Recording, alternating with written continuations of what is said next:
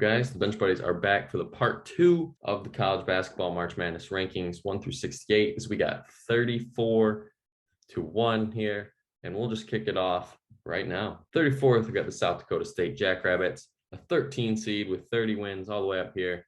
Very good matchup against Providence, second in the nation with points per game, over 86 points per game, and a double-digit seed that could make a Sweet 16 run here. They have very favorable matchups, and I really can see them doing it as well. 33rd, we got the Creighton Blue Jays, 9 seed in the Midwest, a tough matchup against San Diego State. And it's going to be a coin flip game, but what worries me is they're 14-23 all time in the NCAA tournament. So that's not looking good in previous years. But the Creighton team that could win this game, but it's really just going to come down to rebounding, and I think they do have a disadvantage there. 32nd, we got the Boise State Broncos, won the Mountain West. Now they get to face Memphis, and an interesting stat is they're 0-7 in the NCAA tournament. Will they win their first game? I hope so, because I picked them. But if they win that, they got to face Gonzaga, and we all know how that one's going to go. 31st, we got the Virginia Tech Hokies, who won the ACC, really hot streak. They wouldn't have been in if they didn't win it. I think they can upset Texas as well. They have a good matchup, have all the momentum, and Texas is really struggling right now. So 11-6 matchup, if you're looking for 11-6, Virginia Tech is that team. 30th, we got the USC Trojans. They're frauds, and they're going to get blown out by Miami. That's it. 29th, we got the Colorado State Rams. We're going against my Wolverines. Great team with a tough but manageable matchup. You know, Dickinson in the post is always going to be tough to guard. But if they can get the ball out from him, force Michigan to shoot threes, they will advance. 28th, we got the Miami Hurricanes. We're going against the frauds. And I really could see this team making a Elite Eight run here. You never know. You never know if you're really kind of getting into it here. But Miami, they've had a very successful year with 23-10. 27th, we've got the Alabama Crimson Tide, another fraud team in my opinion, but they do like to score a lot. And if they can outscore the other team, essentially, you know, both halves, they will win. That's how basketball works. But I really can't see that team doing it. They just really can't put it all together when it matters most. 26th, we got the Ohio State Buckeyes going against Sister Jean. That's never a good sign.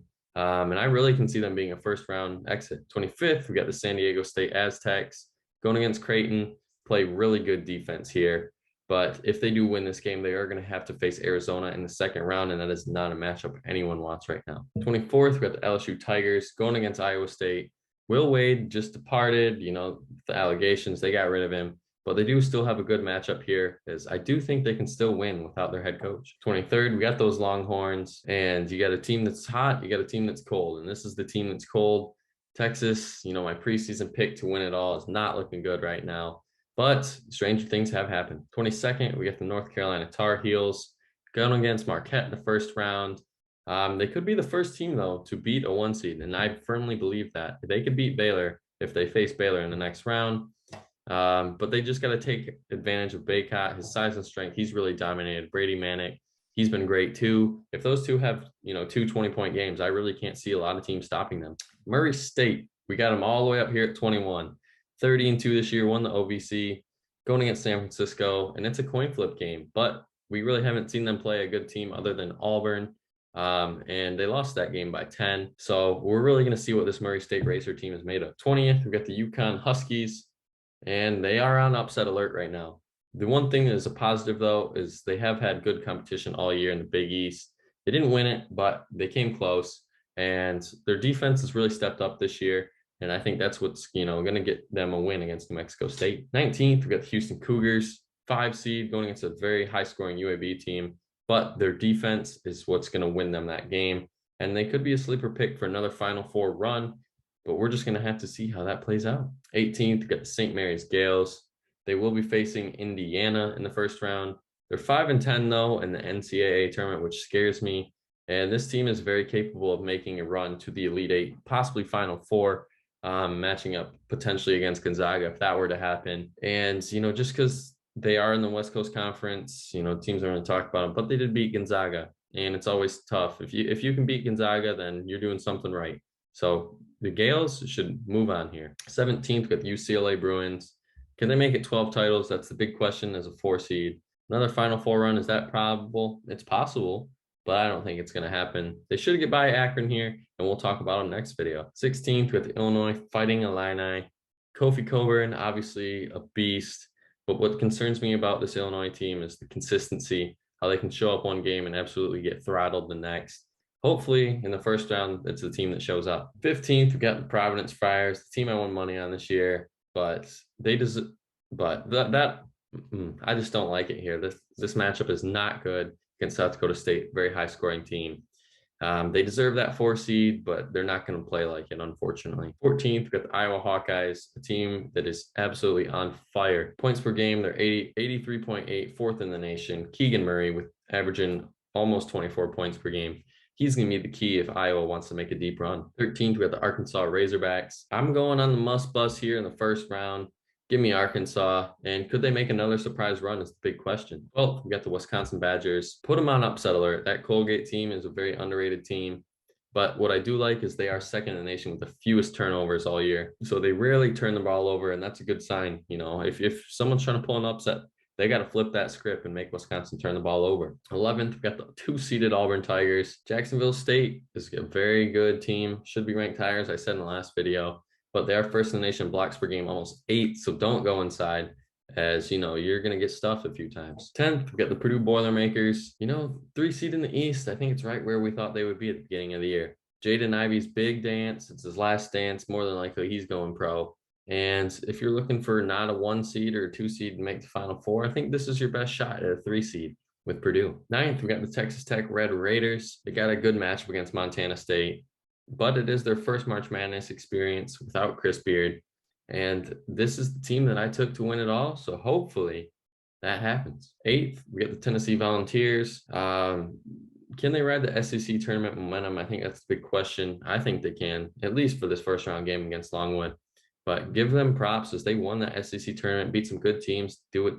And that's why they kind of still got screwed, but seeding, they're still a 3 seed, but they're going to prove it to everybody here that they should be higher. 7th, we got the Baylor Bears. You know, you don't really see any notes down there just because 1, I forgot. And 2, there's not really much to talk about with this team. Norfolk State, they should beat them. No really concern there. But as a 1 seed, they deserve it as they played good as of late. 6th, we got the Duke Blue Devils. Cal State Fullerton should wipe the floor with them. They're 9th in the nation in points per game. I think they're going to score almost 90 in this one, so that's going to be great for them.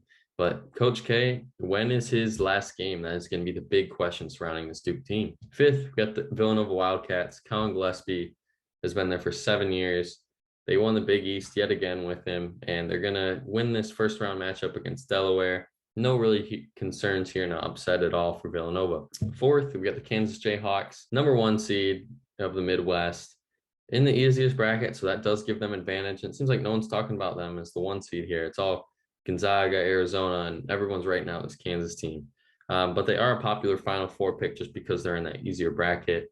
So don't write off the Jayhawks just yet. 3rd, we got the Kentucky Wildcats, a 2 seed that really could be a 1 seed instead of Baylor, but it doesn't matter. They're still in the same bracket, so just different paths. Savari Wheeler, 3rd in the nation assists per game. Oscar Tshiebwe, 1st in the nation rebounds per game with 15, and those 2 are a great duo together. And I think that's going to lead them to a big win over St. Peter's. 2, we got the Arizona Wildcats, 31-3, won the Pac-12. They are going to face the winner of tonight's game of Wright State and Bryant. Doesn't matter, they're still going to win. 3rd in the nation points per game with 84.6. And I really can't see them struggling until they face the Elite 8, until they could possibly face the 2 or the 3 seed. And at 1, of course, we got the Gonzaga Bulldogs. Those 3 losses have been to all really good teams. Georgia State, they're not going to give them a game. And you can see those stats. 1st in the nation points per game, 4th in the nation rebounds per game. Chet Holmgren, Drew Timme. I mean, I can go on. The video's got to be short. So Gonzaga, number 1. And I really don't see them changing this ranking unless. But that's going to be it for the video today. If you liked it, hit that like button down below. Comment below what you guys think about our rankings. And subscribe to the channel to be entered in our giveaway to 100 subscribers. But until the next time, the Bench Buddies are out.